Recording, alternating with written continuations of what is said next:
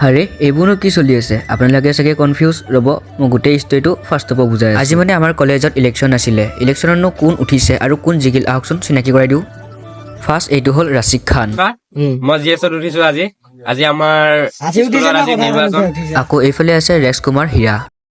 নমস্কাৰ মোৰ নাম শ্ৰী ৰেক্স কুমাৰ হীৰা মই জিএছৰ পৰা উঠিছোঁ মৰিগাঁও হাই ছেকেণ্ডেৰীত যিয়ে নহওক যোন হাৰে যোন জিকে সেইবোৰ পিছৰ কথা আমাৰতো ভোট দিবলগীয়া কাম আমিতো ভোট দিম আৰু এইফালে চবে ভোট দিয়াত ব্যস্ত